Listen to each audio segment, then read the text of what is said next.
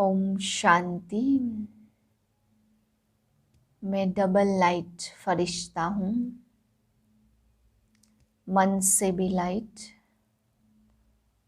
मेरा तन भी लाइट का है। इससे डिवाइन लाइट फैल रही है। बिल्कुल हल्केपन का अनुभव करिए। मन बुद्धि को हल्का कर सर्व बोझ परमात्मा को सौंप कर मीठे बाबा की मुरली सुनते हैं। 20/12/2021 की वाणी है। आज बाबा कहते बच्चे, यहाँ जो साइंस का हुनर है वह संस्कार साइंस वाले सतयुग में लेकर जाएंगे। बल बाबा ने कहा ज्ञान ना भी ले, थोड़ा बहुत लेके हुनर साथ में ले जाएंगे। फिर बाबा समझाते, विचार सागर मंथन करो तो बुद्धि में सारा दिन ज्ञान टपकता रहेगा। समय थोड़ा है, विनाश सामने खड़ा है, कर्मातीत अवस्था को पाना है जरूर। फिर बाबा समझा रहे, सूर्यवंशी बनने में बहुत थोड़े आएंगे। बाबा कहते हैं सूर्यवंशी बनने के लिए उस घराने में बहुत थोड़े बच्चे आएंगे जो अच्छी रीति पढ़ेंगे भी और पढ़ाएंगे भी। फिर बाबा समझाते, जो बच्चे आत्माभिमानी बनते हैं वह निर्विकारी बन जाते हैं। मीठे बच्चे, तुम जो भी सुनते हो उस पर विचार सागर मंथन करो तो बुद्धि में सारा दिन यह ज्ञान टपकता रहेगा।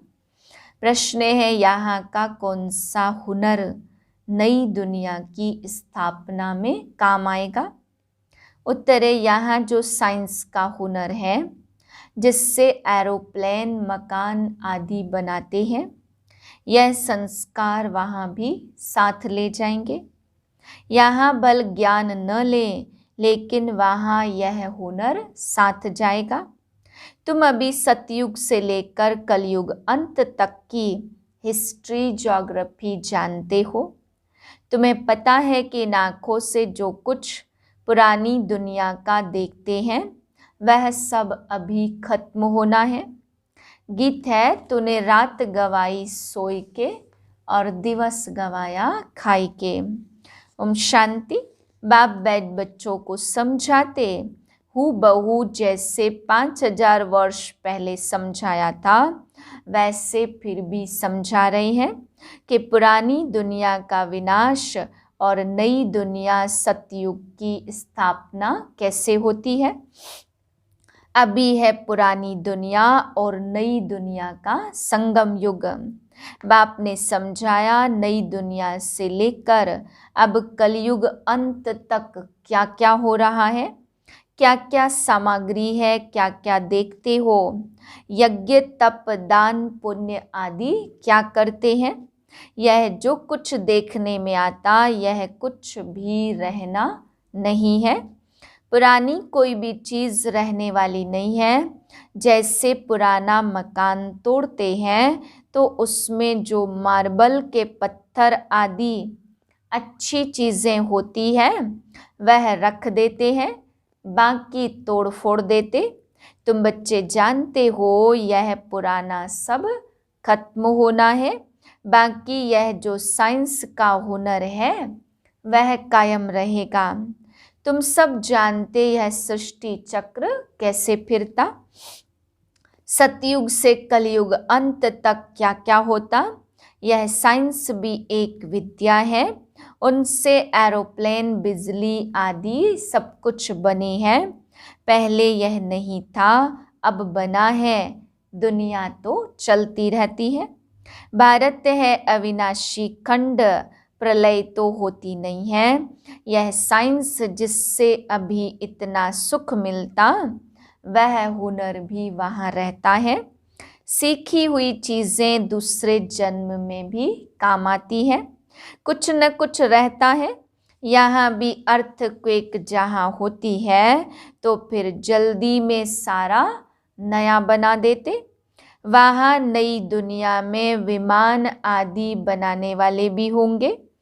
सृष्टि तो चलती रहती है, यह बनाने वाले फिर भी आएंगे। अंतमति सो गति होगी। भल उन्होंने यह ज्ञान नहीं है, परंतु वह आएंगे जरूर और आकर नई नई चीजें बनाएंगे।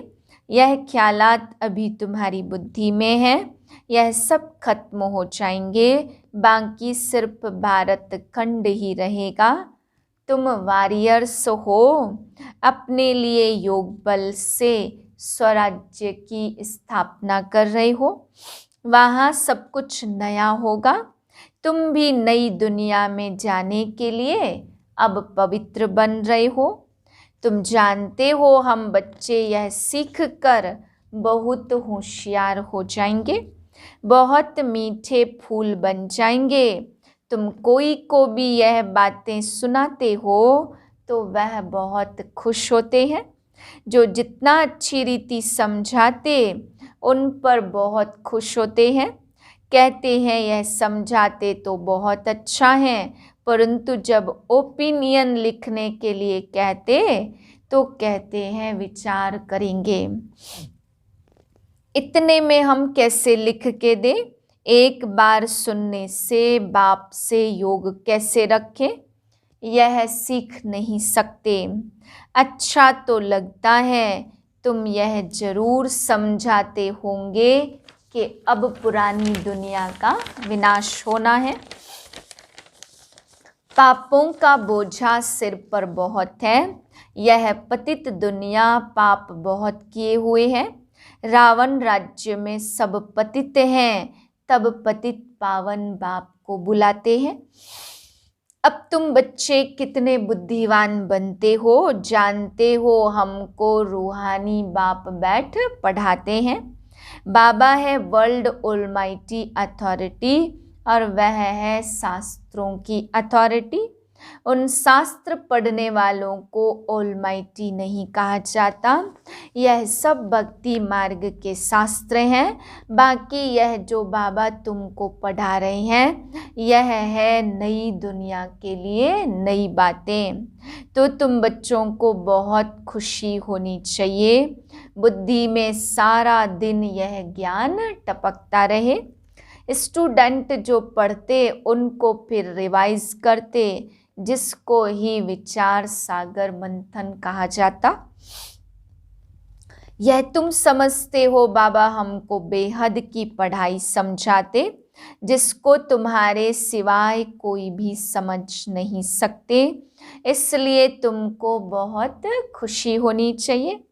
तुम बहुत बड़े आदमी हो, तुमको पढ़ाने वाला भी ऊंचे ते ऊंचा बाप है, तो तुमको सदैव खुशी का पारा चढ़ा रहना चाहिए।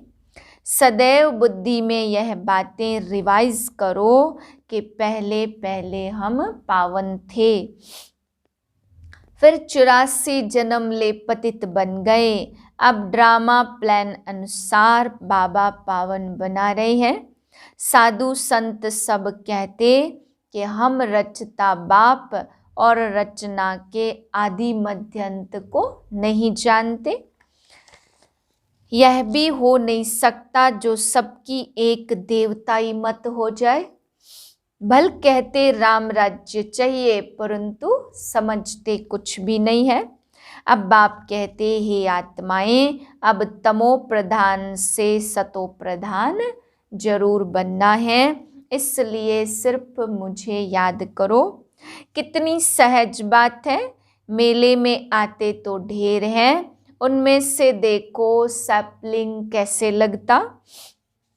अनेक धर्म वाले आते, उसमें भी जास्ती हिंदू धर्म वाले आते, जो देवी देवताओं के पुजारी होंगे। आपे ही पूज्य आपे ही पुजारी, इसका भी अर्थ समझाना पड़ता।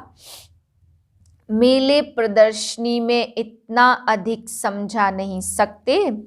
कोई तो 4-5 मास आते हैं, समझते हैं, कोई थोड़ा अच्छी रीति समझते।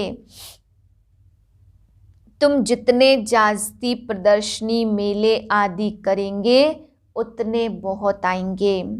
समझेंगे ज्ञान बड़ा अच्छा है, जाकर समझे।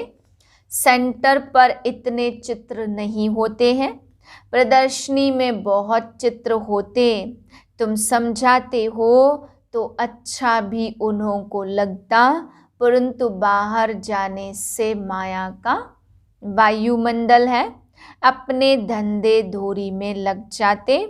अभी यह पुरानी दुनिया खत्म हो नई बनेगी और बाबा हमारे लिए स्वर्ग की बादशाही स्थापन कर रहे हैं।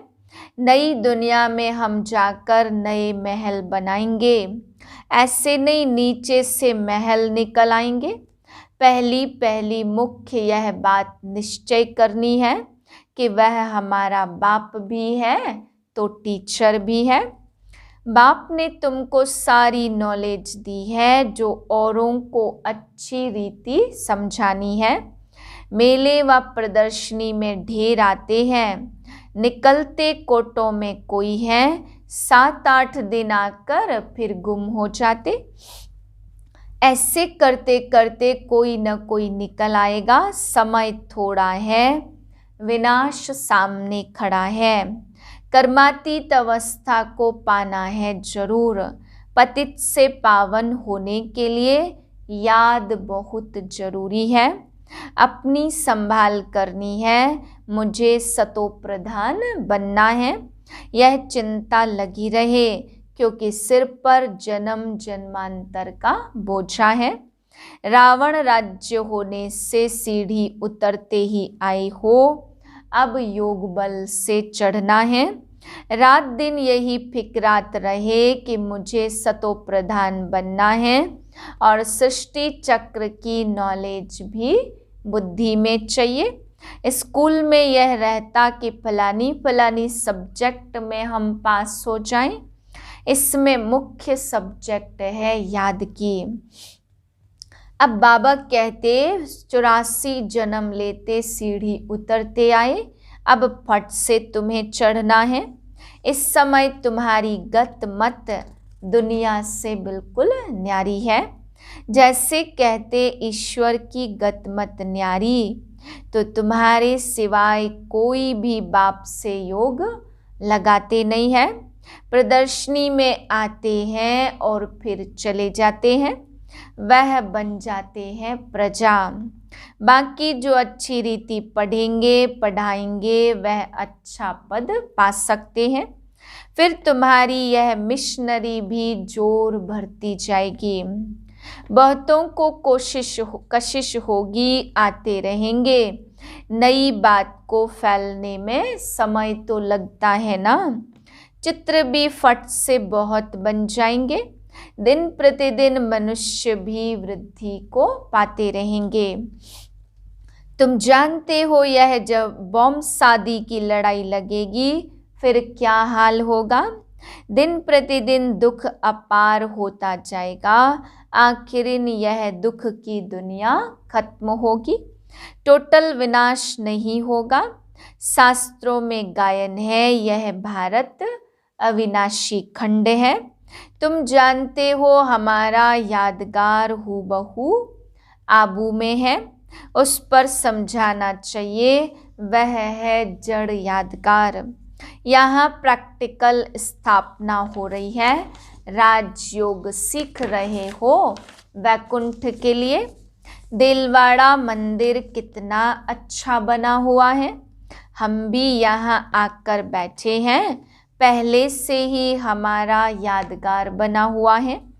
तुम स्वर्ग की राजाई पाने के लिए यहाँ बैठे हो। कहते हैं बाबा हम आपसे राज्य लेकर ही छोड़ेंगे। जो अच्छी तरह सारा दिन सिमरन करते और कराते होंगे, खुशी भी उन्हों को रहेगी। स्टूडेंट खुद समझते हैं हम पास होंगे व नहीं। लाखों करोड़ों में से स्कॉलरशिप कितने थोड़ों को मिलती है। मुख्य है 8 सोने के, फिर 108 चांदी के, फिर 16,000 तांबे के। जैसे देखो पोप मेडल्स देते तो सबको सोने का थोड़े देंगे, कोई को सोने का चांदी का देते। लड़ाई में थोड़ा जास्ती हंगामा होगा, फिर जोर से पुरुषार्थ करने लग पड़ेंगे। अच्छा, मीठे मीठे सिक्के लदे बच्चों प्रति माता पिता बाप दादा का याद प्यार गुड मॉर्निंग। रूहानी बाप की रूहानी बच्चों को नमस्ते। हम रूहानी बच्चों की रूहानी बाप को नमस्ते। धारणा के लिए पहली पॉइंट, पुरानी दुनिया का विनाश हो उसके पहले अपनी कर्मातीत अवस्था बनानी है, याद में रह सतो प्रधान बनना है। दूसरी पॉइंट है, सदा यही खुशी रहे कि हमें पढ़ाने वाला स्वयं ऊंचे ते ऊंचा बाप है। पढ़ाई अच्छी रीति पढ़नी और पढ़ानी है, सुनकर विचार सागर मंथन करना है।